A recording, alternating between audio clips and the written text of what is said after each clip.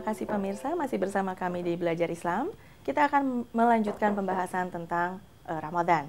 Keutamaannya Ramadan tadi, Bang Bagir, tadi sudah sebutkan bahwa disitulah kita punya dapat hadiah dari Allah untuk bisa dimudahkan terutama dalam perjalanan kita menuju Dia. Tadi tentang kesadaran, jauh dan dekat dalam konteks kesadaran. Mungkin bisa dilanjutkan lagi, Bang. Iya, ketika Tuhan menyatakan aku turunkan Al-Quran di bulan ini, turun itu berarti immanence. Turun itu berarti dari suatu yang transenden, yang tinggi, kemudian dia turun ke bawah, mendekati. Supaya kita bisa merasakan kehadiran Dia. Immanence itu bahasa sehari-hari itu apa sih, Bang Bakir? Kedekatan. Immanence, kedekatan, nearness. Imanen itu bahasa Indonesia bakunya, bahasa sehari-harinya. Iya, kedekatan. Apa? Fisik gitu? It's not physical, kesadaran. Bukan fisik ya? It's not physical, it's kesadaran. For now, sementara ini it's kesadaran. Misalnya, you feel the presence of someone through your consciousness, gitu kan? Kita rasakan kesadaran through. Walaupun mungkin dia jauh, but because you are very aware of that person, kita rasa dekat banget, gitu, in that sense, gitu. So, jadi ketika dia turun, berarti dia mendekati. Dia mendekatkan dirinya pada apa?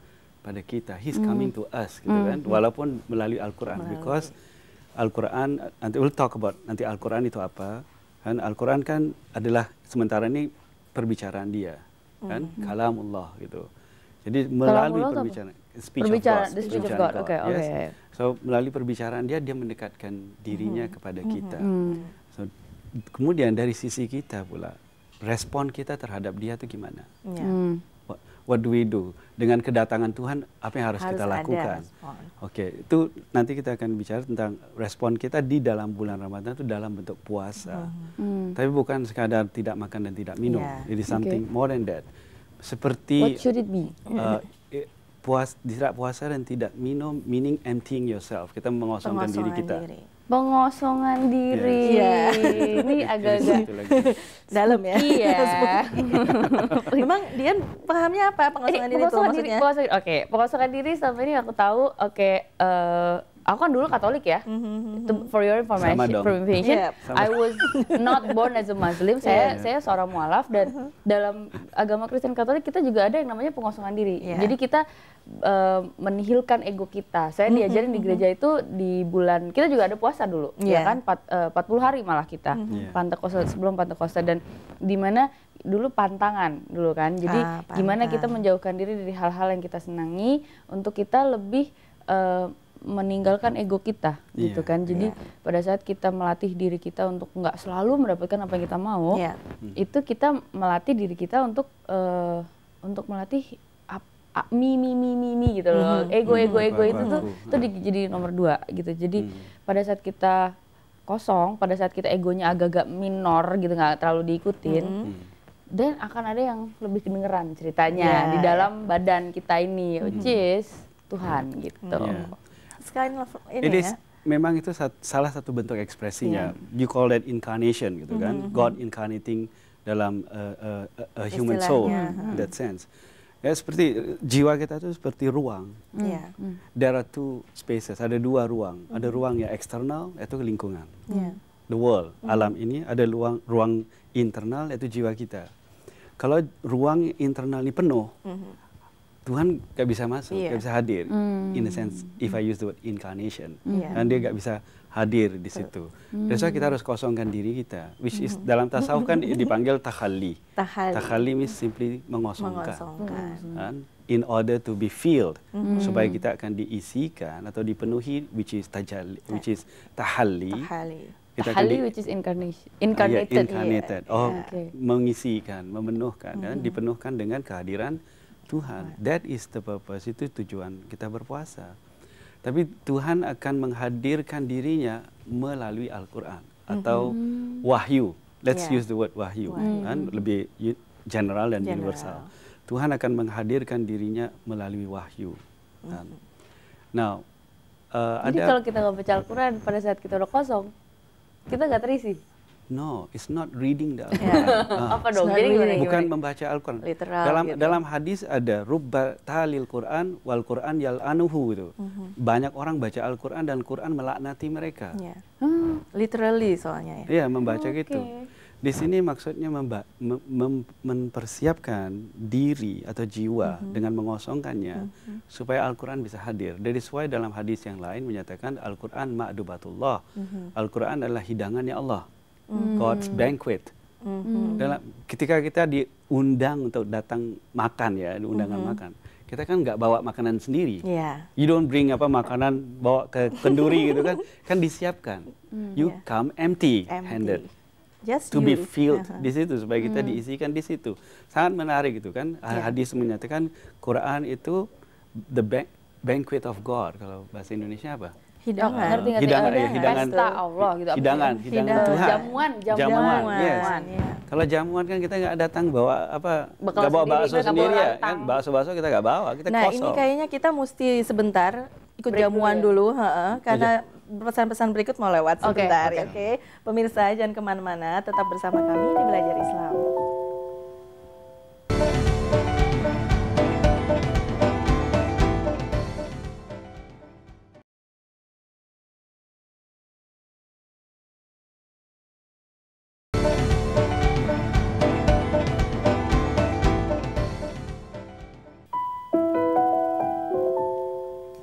Pemirsa masih bersama kami di Belajar Islam, kita masih membahas tentang pengosongan diri terkait dengan hadirnya bulan Ramadan. Tadi perbincangan kita seru sekali, tapi belum selesai Bang Bagir dengan kalimatnya. Bisa dilanjutkan tentang jamuan atau? Saya menuntut klarifikasi. Jadi intinya apa kalau gitu mengenai jamuan-jamuan gitu? Apa hubungannya tadi? Mengenai kan tadi kan kita udah kosong nih. Terus kalau mau diisi menginkarnasi diri kita dengan Allah gitu ya, dengan cinta Allah. Bukan baca Quran katanya Pak Bakir. Kata Pak Bakir berarti harus apa? Nah Pak Bakir belum selesai jawab tuh.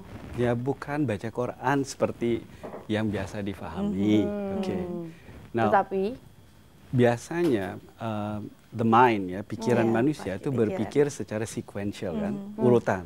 Harus satu, kemudian tahap kedua, tahap ketiga. Itu cara Dian berpikir begitu. Sudah aku kosongkan, kemudian apa terjadi? Dia tidak seperti itu. It comes together, not simultaneous. It's not simultaneously. Ketika kita mengosong, kita diisi penuh. Fullness and It's not emptiness. like kosong dulu, and then diisi. It's not like that. Through emptiness, there's fullness. Gitu ya. Kan terlalu lama belajar filsafat gitu. jadi mengosong itu sendiri sudah apa? Menu. The moment kita kosongkan diri kita, jadi harus maknakan dulu, harus paham makna mengosongkan diri itu apa, dan diri yang digosongkan itu apa, gitu kan. Nah, dulu kan pernah saya jelaskan bahwa manusia akan mengalami 3 macam kelahiran. Ada physical birth, ada psychological birth dengan spiritual birth. Kelahiran fisik, kelahiran psikologis, dan kelahiran spiritual. Ketika kita keluar dari perut ibu itu kelahiran fisik. Raga itu muncul dengan indera yang masih belum matang. Of course di dalam Al-Quran Allah menyatakan wa akhrajakum min butuni ummahatikum, Dia telah keluarkan kamu dari perut ibu-ibu kamu, wa ja'ala lakum as-sam'a, dan menjadikan untuk kalian pendengaran, listening first. Karena kita melihat later kan. Pas dalam Al-Quran itu, kemudian wal absar, and then you see. And then wal afida, and then comes the mind or the heart. Gitu. Jadi kita akan mengalami kehidupan ini pertama dengan pendengaran. Kedua dengan apa? Penglihatan. And then baru kita bisa menilai. Jadi without sensorial experience, tanpa pengalaman sensorial, kita nggak bisa menilai. And the mind do not know what to do kan, nggak ada data-data sensorial gitu. Ini urutan dalam apa dijelaskan dalam Al-Quran. Fenomen dan fenomena gitu. Exactly gitu kan. So ketika apa pikiran itu muncul, itu muncul terjadi psychological birth, kelahiran psikologis, karena pikiran itu tidak akan muncul tanpa objek yang dipahami. Without the object of understanding. The first thought is I atau me, aku dulu kan. Sebelum kita melihat dunia, you understand the world, you understand I first, dan aku ini akan muncul together with the world. Relasi. Maksudnya ketika kita ditanyakan tentang diri, who are you? Kita akan merelasikan diri kita dengan sesuatu. Aku berasal dari ini, aku berasal aku kerja di sini, aku anak orang itu. Kalau segala relasi itu kita hilangkan, kita nggak bisa definisikan diri kita. orang tanya, who are you? Kita ya I. Pasti kita akan jawab. Ya, betul. Oh my God, I'm back in class. Alhamdulillah. Emang anyway. It is like that. That is called the psychological birth. Kelahiran psikologis melahirkan psychological self. Diri yang psikologis yang kita panggil sebagai aku. Atau dalam tradisi Hindu, dalam bahasa Sanskerta dipanggil jiva. Atau jiva yang nanti akan jiva mukta, gitu kan. Jadi ada aku. Aku ini akan mengalami kehidupan. Yes, aku ini akan berinteraksi. Melalui interaksi dengan dunia ini, kedua akan terjadi apa? Attachment. Dia mulai melekat. Ini kamarku. Ini rumahku. Kan semuanya kemelekatan itu. Semakin misalnya mengalami kehidupan untuk selama 20 tahun, kemelekatannya gimana? Kemelekatan tidak hanya terjadi secara horizontal, tetapi kemelekatan juga terjadi secara intens. Dia semakin kuat. Itu nama attachment, and attachment, accumulation of those attachments, akumulasi segala kemelekatan itu menjadi aku. Adalah aku, psychological self. Itu penuh. Itu yang kita harus kosongkan. Itu yang tadi Dian cerita mungkin ya, waktu itu pengosongan diri. So what is my psychological self? That's the big question. Your identity that you. How do I identify myself psychologically? Dian adalah selebriti, Dian adalah begini, Dian lah ibu, Dian lah ini, dia ibunya siapa, tinggal di mana, itu psychological self. pakai baju apa, bla bla bla. Dan itulah relasi-relasi yang sangat intens itu menjadi identitas kita. Yang harus dihancurin satu-satu dalam bulan Ramadan ini. Bukan bulan Ramadan aja ya. Oke, sebenarnya. Bulan Ramadan makes things more easier. So, are you saying pada saat semua hubungan dan relasi-relasi intens yang mendefine secara psikologika itu dikosongkan, dan lahirlah kita secara spiritual?